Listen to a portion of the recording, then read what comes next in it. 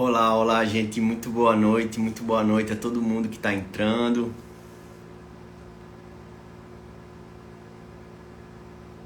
Sejam todos muito bem-vindos. A gente é um prazer enorme estar de volta aqui para mais uma live. Estamos só esperando o pessoal entrar para a gente começar.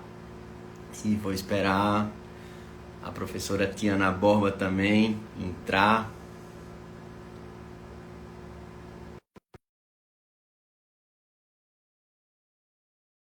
Aceitei aqui a solicitação dela. Sejam todos muito bem-vindos. Oi, Etiana, boa noite, boa noite. tudo bem? Tudo jóia, seja muito bem-vinda, seja muito bem-vinda. Muito obrigada. Eu que agradeço o convite. Uma honra, um prazerzão estar aqui com você, com todo o pessoal, viu? Todo meu, todo meu. Para quem não conhece, gente, essa é a professora Tiana Borba. Ela é uma querida socióloga paraibana e doutoranda em sociologia, mestre em serviço social, também ministra diversos cursos e palestras e tem bastante experiência com o tema, porque milita muito com alunos que estão sempre tentando entrar em concursos, enfim, em doutorados, em mestrados, e esse é um tema muito recorrente no entorno dela, então a gente teve essa ideia de fazer essa parceria para a gente poder construir significado juntos aqui hoje à noite. Bom, quero te dar as boas-vindas, Tiana, e quero abrir essa live falando desse tema super importante, né? Acho que hoje em dia não tem quem não se identifique com a questão do esgotamento. A gente vai falar muito sobre a sociedade do cansaço, né? Que é uma sociedade que apela cada vez mais para essas metas inatingíveis, inalcançáveis, e a gente está esgotando as pessoas de significado, enfim. E as pessoas estão adoecendo, deprimindo. E uma coisa que a gente vai falar muito hoje aqui é sobre uma certa despersonalização, né, das pessoas, assim, como se as pessoas estivessem entrando num nível de adoecimento que elas já não se reconhecem mais enquanto sujeitas. Então, para a gente introduzir esse papo, é muito importante a gente compreender como tudo isso começou, né? Acho que a gente precisa partir desse lugar chamado Revolução Industrial, né? Onde a gente reinventou o tempo e a forma de se produzir na Terra, né? E a gente criou nas pessoas toda uma nova lógica de produtividade que iniciou com certeza esse processo que teve o seu auge agora com o adoecimento no neoliberalismo e no burnout. Então, na Revolução Industrial, a gente mudou a noção de tempo, né, para chegar até hoje no relógio digital. A gente mudou esse relógio analógico para chegar nesse relógio digital, onde a gente marca o minuto, né, aquele minuto presente, e não mais como na época da Revolução Industrial, um tempo de um dia inteiro, né, onde eu podia me organizar olhando aquele relógio, que momento do dia eu estava. Agora não, agora eu vejo apenas um minuto presente e isso já desorganiza, né, por completo o sujeito.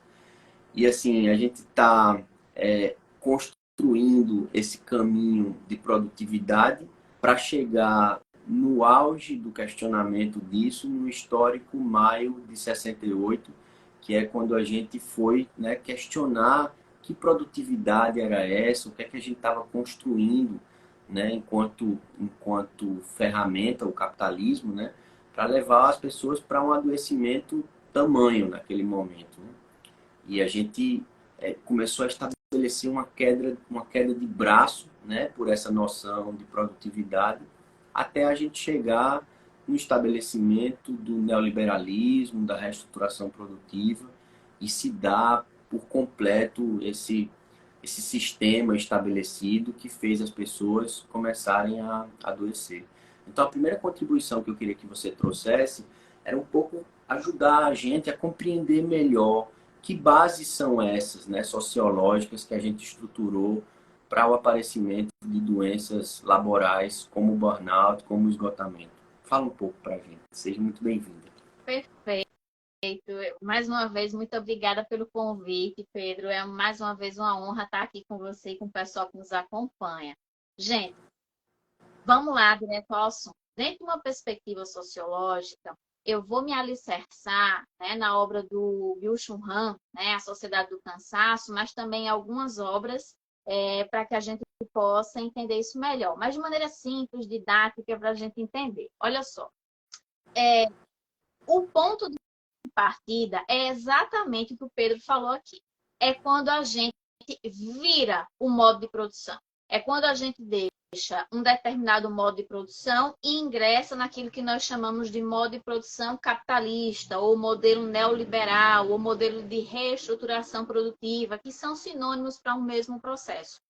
A partir do neoliberalismo, a nossa percepção do que é trabalho, do que é vida privada, elas se misturam. Essas fronteiras, elas se borram. O capitalismo, ele vai entender, a partir de um determinado momento, sobretudo final dos anos, final do século XIX, início do século XX, ele vai entender que o sofrimento controlado produz riqueza. O sofrimento sem controle produz adoecimento. Então, essa lógica do burnout, por exemplo, ela é uma enfermidade do nosso tempo.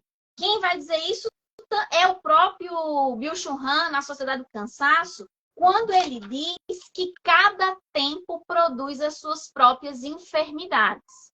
Então, o capitalismo, ele produz sofrimento. Não é sem querer, não é à toa, não é uma culpa minha ou sua individualmente. É todo um sistema que vai fazer com que os indivíduos absorvam essa lógica sem perceber. A lógica do quê? A lógica da produtividade. A lógica do que na Sociedade do Cansaço, né, o Han vai dizer que é a lógica do desempenho. Ele diz que a gente deixa de ser uma sociedade disciplinar para ser uma sociedade do desempenho. E essa sociedade do desempenho vai trazer aquilo que ele chama de uma positividade tóxica, né? Nós temos que estar felizes o tempo todo e você tem que produzir. E aí entra naqueles discursos que são perigosos, gente. Com todo o respeito do mundo, mas é preciso ter cuidado com os discursos dos coaches, né? Você pode ter alta performance, você supera os seus limites. Não é bem assim. Nós temos um limite muito grande, é fato, os nossos limites são elásticos, mas eles não são infinitos. Eles são limitados. Está aí o exemplo daquele corredor, na verdade, daquele menino que não era um corredor, que seguia um coach, né, que dizia, vamos lá, vamos fazer corridas e tal. E ele ultrapassou os limites físicos dele, estimulado por essa sociedade do desempenho que diz, não, você pode produzir mais, você pode mais, você consegue. E ele acabou falecendo, né? Tantos discursos assim, né, de uma produtividade sem fim. Por quê? Porque a lógica da produtividade leva a uma penalização interna, a uma cobrança interna. E vai produzir aquilo que muitos autores vão chamar do empreendedorismo de si. Parece bonito, mas não é. Parece legal, mas não é. É a lógica de que agora eu não preciso mais, como na Revolução Industrial que o Pedro falou, de um supervisor, de um coordenador para ficar cobrando na minha cabeça, olha, vamos lá, vamos bater a meta, vamos superar a meta, vamos lá, vamos correr. Eu não preciso mais disso. Agora, eu sou essa pessoa. Internamente, eu sou essa pessoa que estou me cobrando o tempo inteiro. Eu não estou dizendo que em alguns espaços de trabalho essas pessoas não existem, elas existem. Mas nós internalizamos esse discurso. Eu não preciso mais que o coordenador me cobre. Eu estou o tempo todo me cobrando para evitar que o coordenador me cobre. Eu sou a fiscal de mim mesma. Então, se hoje eu produzir 20 peças, amanhã eu quero produzir 30. E assim sucessivamente. E numa numa gradação exponencial que humanamente é impossível. Por que é impossível, gente? Porque por mais que nós tenhamos capacidades elásticas, nós tenhamos multi-habilidades, nós somos seres humanos. E nós temos limites. Limites físicos, limites emocionais, limites psicológicos, que o Pedro pode falar muito melhor. Um outro pilar importante, só para ir para as conclusões, é uma sociedade que vai exigir que o trabalhador seja multitarefas, né? Também chamado trabalhador polivalente. É o trabalhador que vai fazer a função de 4, 5 pessoas, né? No entanto, não é remunerado adequadamente por isso e assume uma responsabilidade superior ao que ele é capaz de entregar.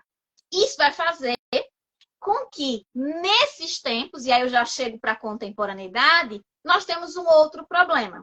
A tecnologia, embora tenha um aspecto muito positivo, como qualquer fenômeno social, ela tem um aspecto negativo também. O que é que acontece? A tecnologia faz com que nós sejamos trabalhadores 24 horas. Porque esse celularzinho aqui, eu levo para casa. Terminei meu expediente na faculdade que eu dou aula. Mas a coordenadora manda uma mensagem de meia-noite. E aí eu não vou responder? Vem uma demanda no sábado. E aí eu fico com medo de perder o emprego. Isso, essa perda da referência de quando eu estou trabalhando e de quando eu não estou, é que tem extrapolado os limites, né? Porque você fala desses limites emocionais e pessoais, eles estão muito mais ligados a essa questão daquilo que o meu corpo pede, né? Porque o trabalho, ele tem que fazer sentido. E o trabalho que faz sentido é esse que realiza questões infantis. Então, quando eu chego num mercado que a gente não sabe quem é exatamente, e o mercado somos nós, porque somos nós que regulamos ele, né? Me apela o tempo todo com a velocidade de informações. Por cada vez mais eu oferecer resultados, eu vou perdendo a referência do que é que eu estou buscando realmente naquele espaço, né? E aí eu vou me perdendo disso, né? Total, total. Até porque são tantas demandas que não dá tempo de pensar. Não dá tempo de lembrar que eu existo. São tantas tarefas, tantas demandas, tantas cobranças, tantas pressões, que eu me desloco de mim. Não é à toa, né, que o termo, né, que o burnout, numa tradução literal, seria queimar-se por dentro. Porque a gente se perde da gente. Sim. É tão levado no automatismo que eu sou engolido pelo maquinário social. Isso. E a gente literalmente frita a nossa suprarrenal, né? Assim, queimar por dentro é fritar a suprarrenal, porque toda vez que a gente é apelado a atender uma demanda, a nossa suprarrenal esquenta, né, para o corpo ter combustível e a gente conseguir dar conta daquilo. Só que a gente vai atendendo tantas metas inatingíveis, que a gente vai perdendo sentido. E aí começam a aparecer alguns sintomas, né? A perda da memória é um deles, a irritabilidade é outro deles, né? A gente vai ficando depressivo no sentido de nada mais fazer sentido. A gente bate uma meta e já não faz mais sentido. E a perda da memória curta, né? Que é essa memória, a amnésia retrógrada, né? Que chama. A gente perde a capacidade de lembrar o que a gente acabou de fazer. Porque para suportar um trabalho como esse, com metas sem fim, a gente precisa dissociar, a gente precisa sair do nosso corpo e ficar só na cabeça. E é isso que vai fazendo a doença aparecer, né? A gente vai ficando desconectado do nosso corpo, né? E aí a gente vai entrando numa falência até chegar à possibilidade de ter a despersonalização, que acho que é o sintoma mais grave, né? Assim, porque a gente vê muito no consultório o paciente se queixar de que ele gosta muito daquela atividade, ele nasceu para ser advogado, mas ele já não se vê mais advogado, como se a gente quisesse queimar a casa para se livrar do rato. sabe? Assim, o trabalho está tão adoecido que eu preciso deixar a advocacia para fazer sentido aquilo que eu faço, né? E é aí onde a gente tem o sintoma mais grave, porque se a gente construir um trabalho onde a gente possa ter a possibilidade de se realizar nele, né, a gente não vai desistir de trabalhar. É o que diz o Paul Singer, né, na economia solidária, trabalhar menos para trabalhar em todos, né? Essa seria uma primeira solução assim para essa lógica que a gente criou de produtividade. Não é isso, Tiana? É isso, um ponto que você colocou, Pedro, que eu acho que vale a pena destacar. A gente tem uma impressão no senso comum equivocada de que só vai adoecer quem não gosta do seu trabalho. E não é verdade. Pessoas que amam o que fazem também podem e adoecem no seu processo de trabalho. Porque amam tanto o que fazem que perdem o limite do aceitável. E a gente não percebe, a gente não sente os sintomas chegando. Porque a gente está tão engolido pela alegria de estar contribuindo com a vida das pessoas, por, enfim, tantas questões, que a gente não sente os sintomas chegando. Até porque a sociedade é uma sociedade ainda que valoriza a dor. A gente tem uma sociedade que diz assim, não, mas para vencer na vida tem que sofrer mesmo. E não é assim. Eu vou trazer o exemplo da academia. Na universidade, né, o meu público que é de estudantes, de graduação, de pós-graduação, concurseiros, mas sobretudo quem está nos mestrados e doutorados, sabem que ainda existe uma mentalidade do se eu sofri, você vai sofrer também. Então, a gente tem prazos, né, super apertados, obrigações enormes, cobranças, né, muitas vezes situações que versam, né, que tangenciam o assédio. Então, as pessoas digamos assim, do ambiente de trabalho formal vivem muito isso, mas estudantes de graduação, pós-graduação, concurseiros também são afetados por isso. Eu vou dar um exemplo. Recentemente, a minha pós-graduação, num grupo de WhatsApp da pós-graduação, uma colega relatou uma situação que o número de pessoas, ela trabalha nesse espaço, né? O número de estudantes da pós-graduação na UFPB indo buscar o PASME, o pronto atendimento em saúde mental, tem crescido muito significativamente. Isso é um indicativo de que tem uma coisa errada. Por quê? Porque assim como o trabalho foi pensado no modelo fordista de produção em massa, a academia também foi pensada no modelo fordista de produção em massa, perdão.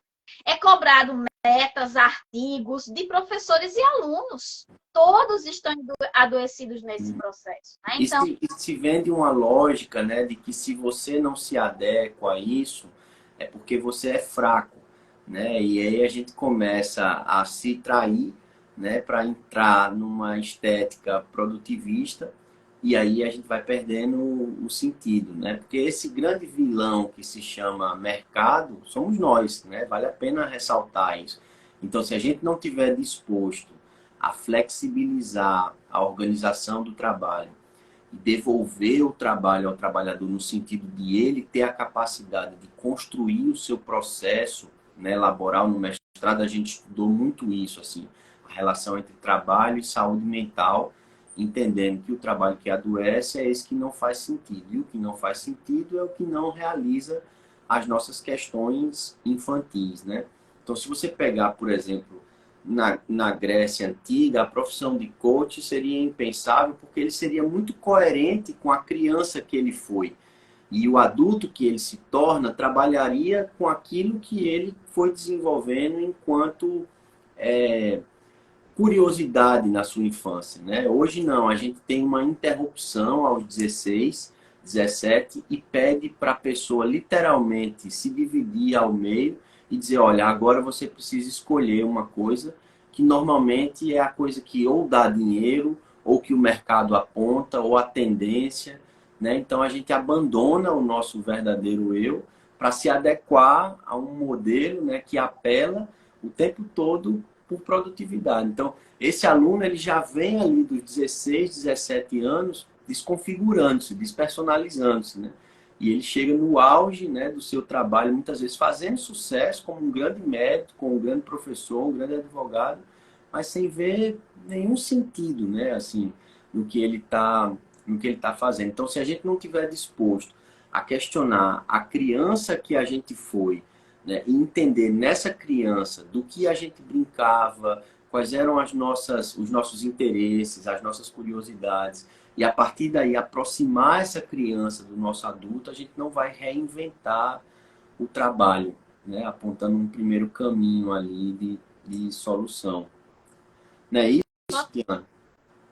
E eu acho que tem um ponto que é muito interessante, assim, a gente, como você colocou, a gente acaba perdendo o sentido daquilo que a gente está fazendo, porque o burnout, ele é um cansaço num outro nível.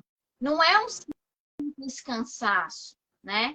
Ele é um cansaço que é indescansável. É um cansaço que não cura com um mês de férias, né? É uma outra lógica.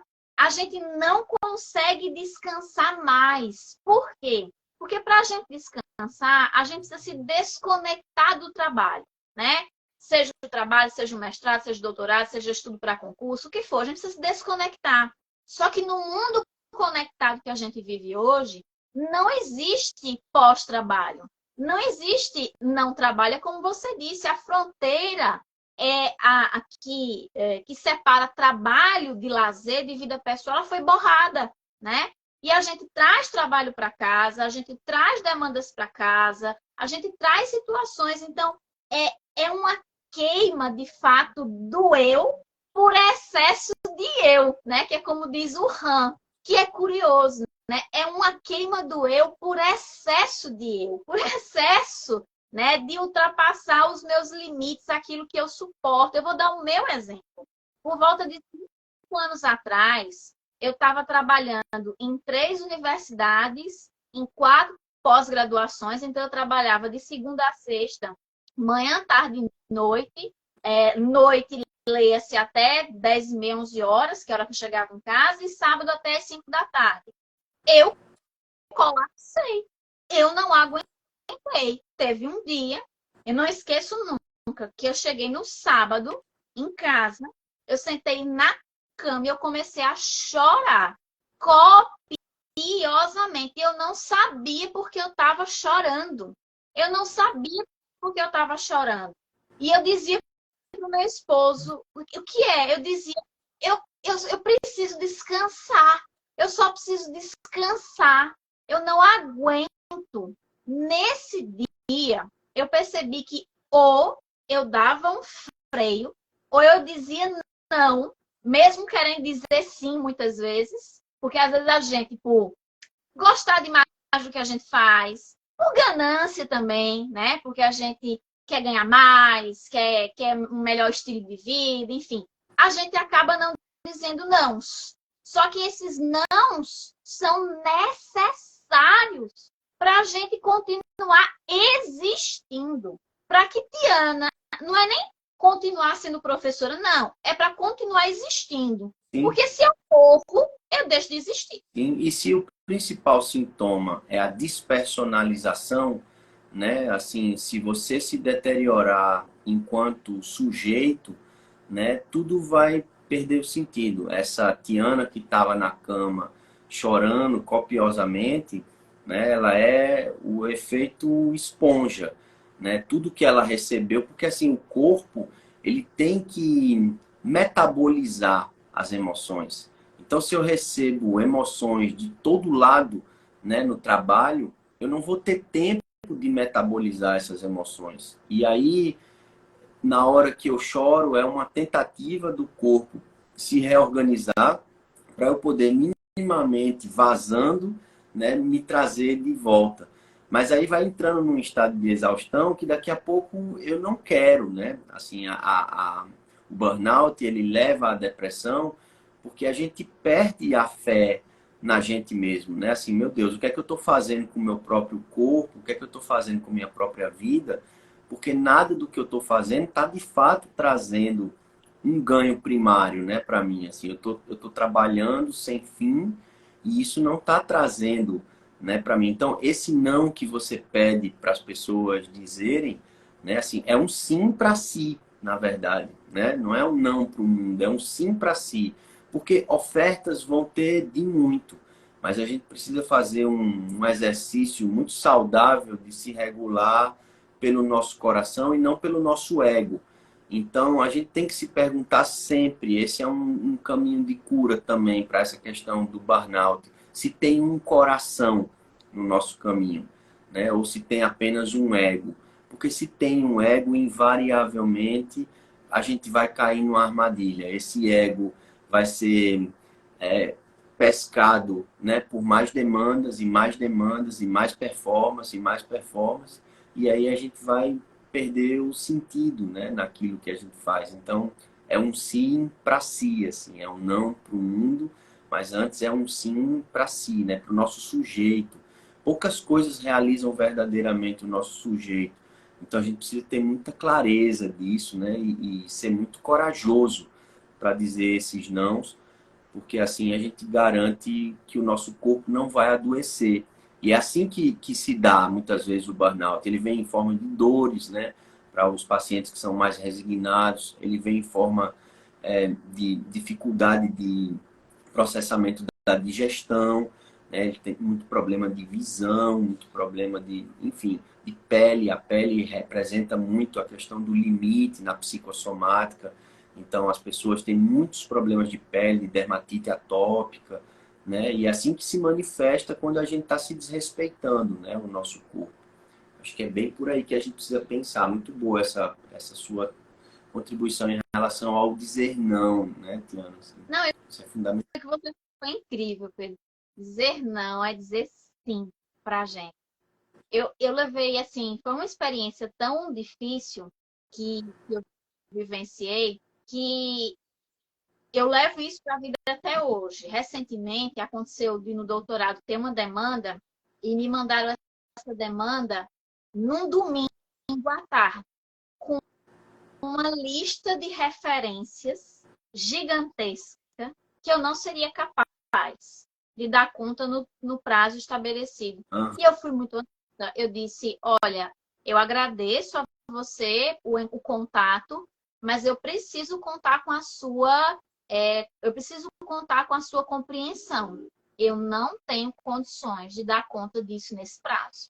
A gente precisa ter essa coragem, porque, como você disse, dizer não para o outro é dizer sim para a gente, né? sim, É ter coragem. sim. E nessa reinvenção, né, do sistema produtivo, existe uma teoria na psicologia social chamada de minoria ativa, né? A gente que é minoria no sentido de ter coragem de peitar, né, o sistema, precisa ser muito ativo nesse processo, né? Porque essa lógica ela está adoecida em toda a cadeia produtiva.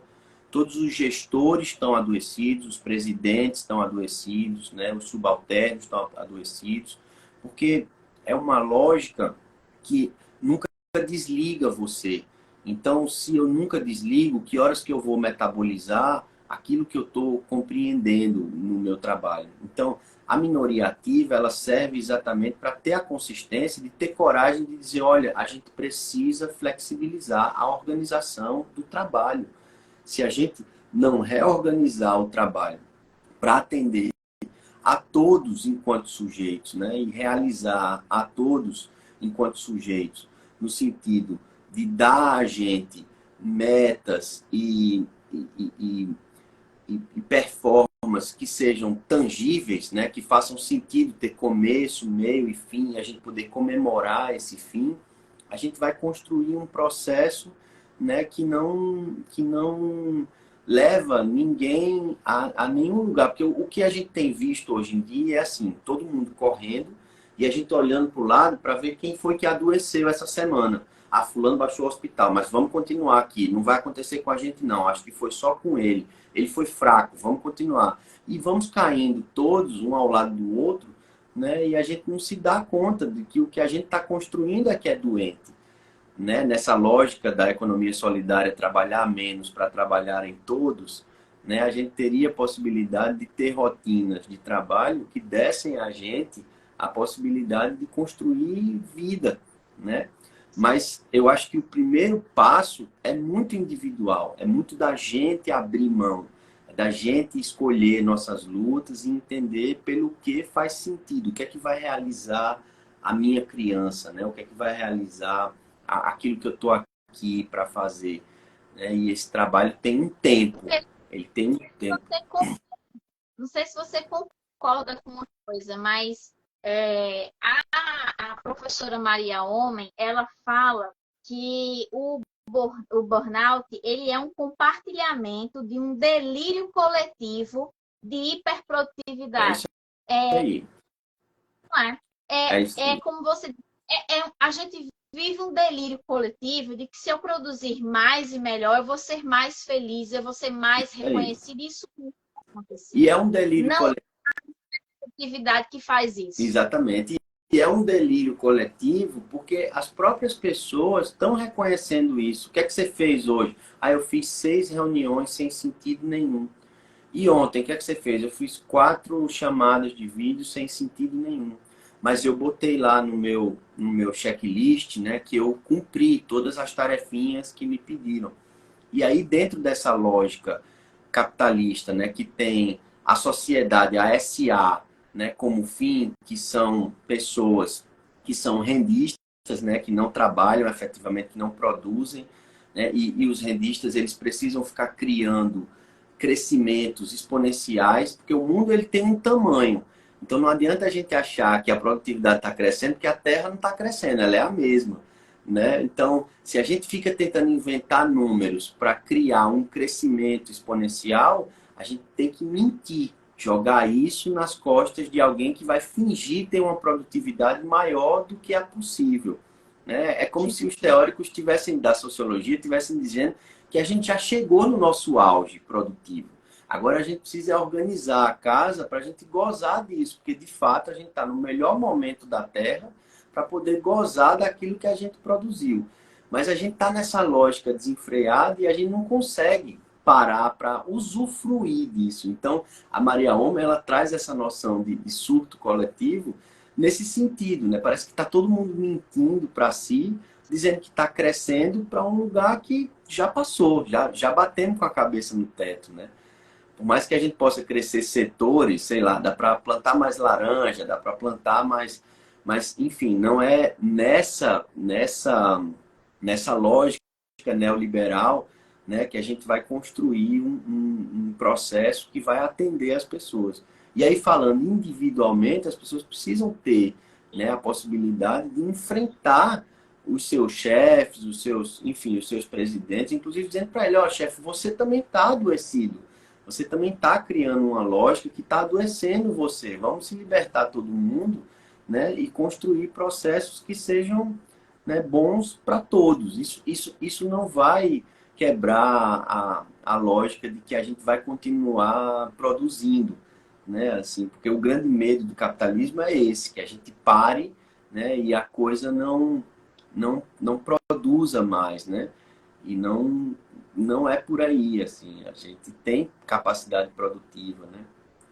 Exatamente, Pedro. E aí entra num ponto que eu acho que é muito interessante colocar, que o professor Christian Dunker, para quem tiver curiosidade depois ler no livro Muito bom Mal-Estar ele. Sintomas, né? Ele vai colocar que o capitalismo ele já percebeu que agora eu vou entrar num ponto que eu vou colocar o que ele diz, mas eu vou colocar uma contra-argumentação que eu acho que é importante. Ele diz que o capitalismo percebeu que o sofrimento produz, gera riqueza, gera, né? Se você pressionar o trabalhador num limite em termos, né, controlados, no ambiente controlado, ele produz. Só que o exagero desse sofrimento leva ao adoecimento. Querendo ou não, o capitalismo, a sociedade, né, que a gente vive, ela nos enxerga como peças, né? Peças que executam funções e que geram algum tipo de valor. Concorda comigo que uma pessoa que está há 5 anos, 4 anos, 10 anos naquele trabalho, que já domina aquele trabalho, manter aquela pessoa saudável é muito mais lucrativo para a empresa, para o capital, do que levar essa pessoa a um limite de exaustão tamanha que ela pifa, então troca a peça, e eu vou colocar uma outra novinha em folha, melhor, né, professora? Porque aí é energia nova. Não, porque eu vou ter que começar do zero com aquela pessoa. Aquilo que aquela pessoa dominava há 10 anos, que eu não tinha que me preocupar, que eu não tinha que delegar, não tem mais. Então, até para o capitalismo, é mais inteligente pensar que é importante manter os seus funcionários, os seus colaboradores ou as suas peças minimamente saudáveis. Porque isso vai fazer com que a roda gire, né? A roda gira para todos os lados. É, com muito respeito aqui, mas eu vou usar o português claro, é muito emburrecedor você levar ao limite o seu time, todo mundo adoecer, e você vai ter que começar do zero, com contratação, com treinamento, com tudo, gente. Né? É isso aí. Você levar uma pessoa a adoecer no trabalho, né, você destruir toda uma noção positiva, né, sobre o trabalho. Porque a gente tem toda uma construção negativa sobre o trabalho, né? Desde da construção de que o trabalho está ligado ao sofrimento, né? Assim, a própria igreja trabalhava muito isso na coisa do suor das suas frentes que virá, né? A palavra trabalho é inspirada no termo tripalium, né? Que eram 3 paus que prendiam o trabalhador e ele era ali torturado, né? Na época da barbárie. Então tem toda uma conotação negativa à questão do trabalho. E na época do feudalismo, né, esse sofrimento que você traz para que a gente produza, ele era saudável, porque era o sofrimento artístico, né? Eu pensava num vaso, eu fazia aquele vaso, eu terminava aquele vaso, né? E aí esse vaso era vendido. Até que um dia chegou um cara chamado atravessador e falou: "Ó, eu quero 10 vasos iguais a esse para eu vender lá na cidade." E aí a gente tirou, né, a concepção do trabalho, a gente separou a concepção da execução e botou o trabalhador só para executar. Aí você chega lá, tem a descrição de cargo, tem 2 carnes, 2 queijos, 2 tomates, então você só precisa apertar o parafuso, né, e dar conta daquilo que já tá posto. E aí esse sistema vai se retroalimentando, né? Eu adoeço o trabalhador, aí vem uma indústria farmacêutica para atender esse trabalhador doente, aí esse trabalhador volta, ele trabalha, tem toda uma lógica, né, envolvida nisso. E é isso, é um emburrecimento, porque a gente está tirando do trabalho um lugar saudável, porque a gente foca muito, né, enquanto sociedade, no amor. O bacana é a gente ser feliz no amor, mas o amor é um polo energético igualmente ao polo energético do trabalho, né? Assim, os dois são necessários. Por isso o Dr. Freud dizia que normal é quem consegue amar e trabalhar. Não ter uma namorada e um emprego, mas amar verdadeiramente alguém e trabalhar verdadeiramente naquilo que faz sentido. Então, o que vai fazer sentido para o trabalhador é devolver a ele a possibilidade de ele conceber o trabalho. As pessoas mais felizes no trabalho são as que dizem: eu faço o meu horário, eu faço o meu trabalho, sou eu que comando, eu sou empreendedor de mim mesmo, né? E essas pessoas, elas conseguem, organizando-se dentro da sua dinâmica, né, construir um trabalho que leva a gente a um processo de gozo, né? Assim, enfim, de poder sentir que aquilo faz sentido, né, para a gente. Quando eu vou tirando nessa lógica a função pessoal de cada um, eu vou despersonalizando o sujeito, vou adoecendo ele, fritando, né, a suprarrenal dele, adoecendo ele e tirando ele, né, da possibilidade de se realizar enquanto sujeito. Então, o burnout, eu acho que ele é um termômetro que mostra o quanto a gente está falhando, né, enquanto sociedade, nesse sentido de apelar para construir sujeitos mais saudáveis, né? E um ponto que eu acho interessante, assim, as pessoas podem pensar, bom, mas é esse modelo de sociedade que nos adoece, é o capitalismo que nos adoece. Eu concordo, mas convenhamos, é a sociedade que a gente tem, né? Esperamos que esse modelo de sociedade mude, claro, né? Existe toda essa questão, é o que a gente tem. Não dá para eu esperar ter saúde quando esse modelo de sociedade mudar, porque isso pode nem acontecer, ou se acontecer, nem neste planeta eu estarei mais, né? Então é importante a gente entender que a gente tem que empreender a luta nos termos e nas condições que a gente tem, porque a luta por saúde mental, ela é política. Quando eu luto pela minha saúde mental, eu estou fazendo uma luta política. A minha luta política pelo meu direito de existir nessa sociedade. Isso quer dizer que eu vou me conformar com as condições que estão dadas? Não. Mas significa dizer que primeiro eu preciso olhar para mim. Porque se eu não olhar para mim, eu não consigo contribuir com o coletivo, né? E voltando para a questão que você colocou, Pedro, que eu acho que é interessante, da energia, existe muito hoje um discurso que ele é muito vendido e vende muito mesmo, que é muito atrativo, o discurso da energia ilimitada, né? O discurso de que a gente não tem, a energia da gente é limitada. E isso é uma fantasia que não leva em conta as nossas limitações. E isso está matando as pessoas. A gente precisa, né, colocar esse ponto. O caso do coach que faz uma corrida com não sei quantas pessoas que se inscrevem, que pagam lá o ingresso para correr, sem serem treinados para isso, sem serem corredores profissionais, né? Não, para dizer que não. Se eu correr 30, sei lá, 1.000 quilômetros, não sei quantos quilômetros são, estou chutando aqui, eu vou mudar meu mindset. Você vai morrer. Não é assim que funciona. Não caiam nessa, gente. Não caiam nessa. A gente tem que ter e tem que compreender que a gente tem limites. E a gente precisa respeitar esses limites. Porque senão, infelizmente,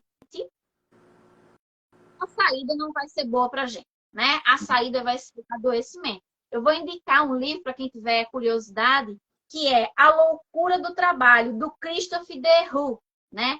Que vai colocar o caso, né, por volta da Segunda Guerra Mundial, pós-Segunda Guerra Mundial, das trabalhadoras que eram as mulheres que trabalhavam com a telefonia, aqueles telefones, né, que faziam aquela questão da telefonia.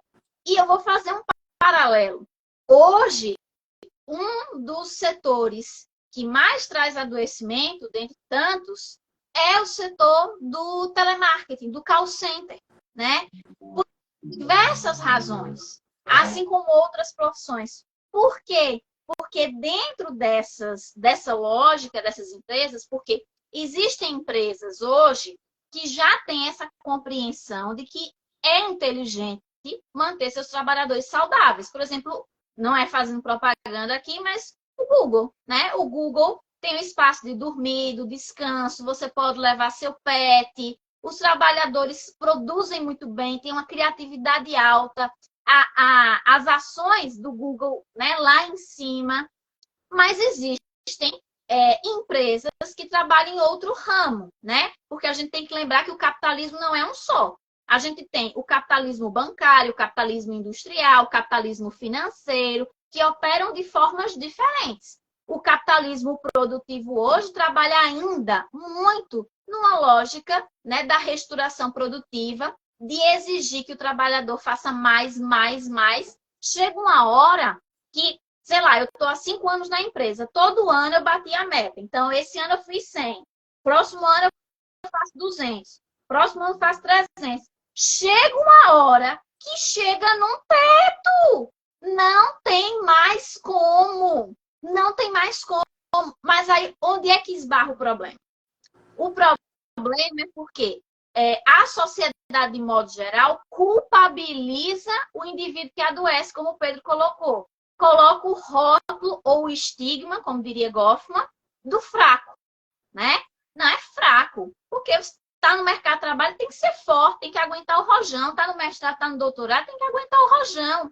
E isso vai adoecendo ainda mais a pessoa, porque não basta. Veja que dupla pressão. Não basta ela sofrer a pressão externa de metas e metas e metas e metas, e eu tenho que bater essas metas, porque eu preciso desse salário, eu preciso sobreviver. Além disso, a cobrança interna é culpa minha. Todo mundo está dizendo que eu sou fraca. Todo mundo está dizendo que eu adoeci porque eu sou fraca. Então, eu sou fraca mesmo. Gente, É, isso é cruel. isso é cruel. Por isso que a saída é essa, da minoria ativa, e não da gente dar limites, né, só para afastar o outro. Não, não vou fazer, não quero fazer, uma revolta vazia, né? É um limite no sentido de vamos fazer melhor, vamos fazer de um jeito que faça sentido para a gente e que a gente chegue ao final desse processo compreendendo que valeu a pena, né? Valeu a pena construir esse processo de trabalho. Tiana, antes da gente fechar, eu acho que vale a gente aproveitar esses 10, 15 minutinhos finais para a gente abrir aqui o chat para perguntas e vamos deixar todo mundo que está presente na live à vontade para trazer questões e a gente vai respondendo juntos aqui, para compreendendo se fez sentido para todo mundo que está aqui, o que a gente trabalhou, se vocês se sentem contemplados e se vocês acham que tem alguma questão que vale a pena vocês trazerem para que a gente possa oferecer aqui mais uma contribuição antes da gente fechar esse nosso papo. Mas acho que a gente precisa apontar caminhos, né? Sempre nessa perspectiva de que o trabalho serve para nos trazer prazer. A síndrome do domingo à noite, que a gente pensa, meu Deus, amanhã vai começar tudo de novo, é um primeiro sinal, né, de que a gente não está indo bem. Então vamos deixar aberto aqui para questões. Quem tiver alguma questão antes da gente fechar, por favor, fiquem à vontade. Estamos aqui à disposição. Fez super sentido, Laís, obrigado.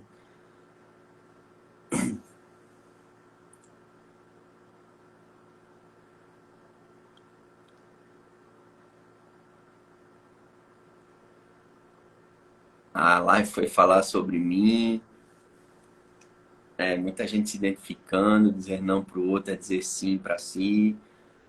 Obrigado por essas reflexões, maravilhoso, só parabenizar. Como podemos levantar essas questões dentro das universidades? Eu acho que as universidades, como toda instituição pública, né, elas atendem também uma lógica, né, que está adoecida, porque o setor público ele tem esse estigma de pouca eficiência, e aí as pessoas que estão adoecidas no setor público estão acumulando funções, né, elas estão acumulando tarefas de outras pessoas, e acho que a gente tem que levar para as universidades primeiro a lógica da responsabilização, de que o público é nosso, de que o público é uma construção nossa, de que não existe isso aqui é do governo, o governo somos nós. Então, se a gente quebrar essa primeira lógica, né, da responsabilização e quebrar um termo que é muito forte nas universidades, que é o que a gente chama de pacto de mediocridade, né, onde fica uma coisa velada ali, né, Tiana pode falar melhor sobre isso, porque ela milita muito nesse setor, né, a gente teria um primeiro ponto de partida, assim. Como é que você vê, Tiana? Perfeito, Pedro. Eu concordo demais com você. Eu diria o seguinte: funciona muito, isso é um termo que eu estou inventando para essa situação, que é a lógica do espelho. Veja, se a universidade é o seio do pensamento crítico, da reflexão, se a universidade produz trabalhos sobre tudo, inclusive tecendo críticas à lógica produtivista, né, à lógica da exploração do trabalho, por que essa mesma reflexão e essa mesma crítica não é dirigida a ela? É necessária essa autocrítica.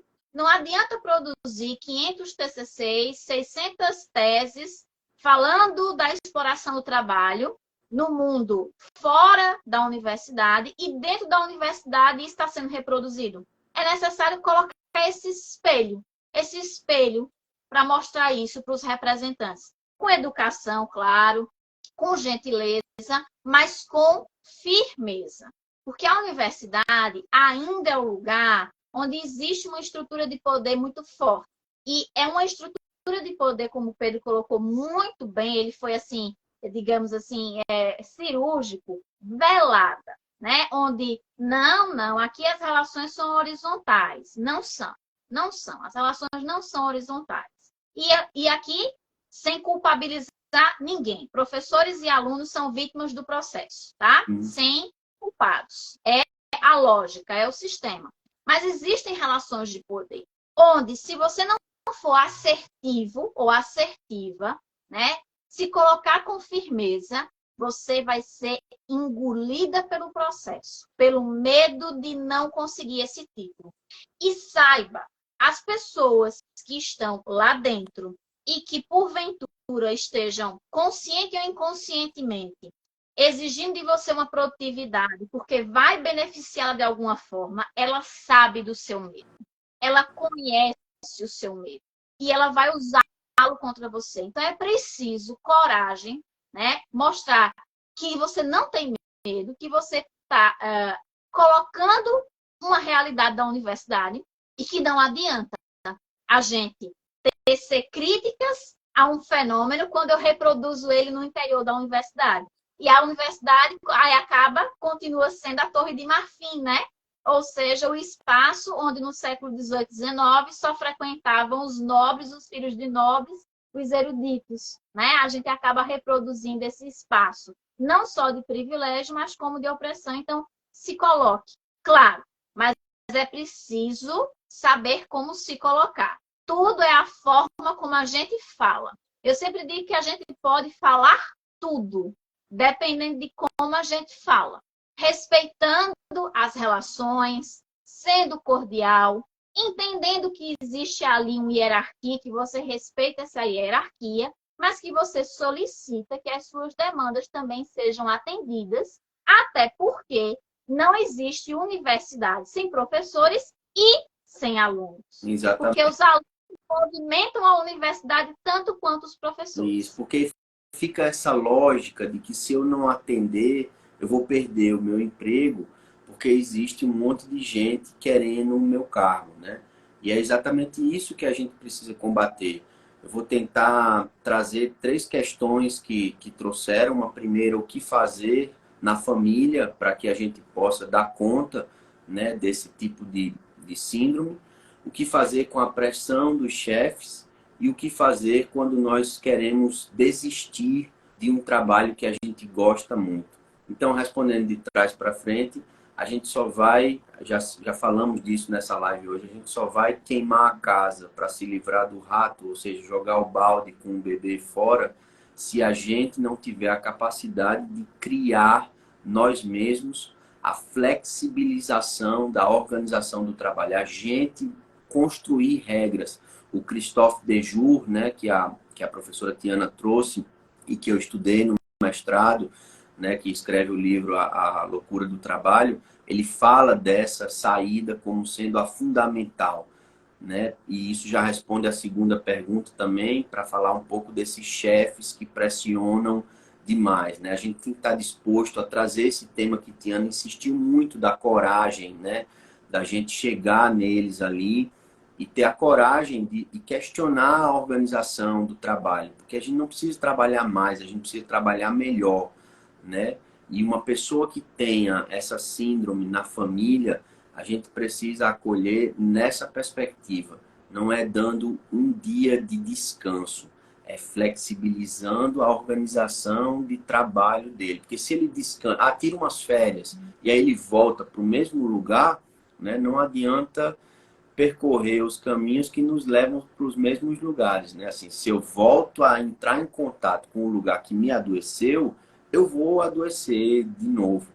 Então, eu preciso estar muito disposto a, a, a flexibilizar a organização do trabalho. Esse é o principal ponto, assim, mudar literalmente as regras, porque quando essas regras atendem, né, ao trabalhador, ele devolve com a produtividade sadia, né? Porque ele entende que ele é dono do processo produtivo.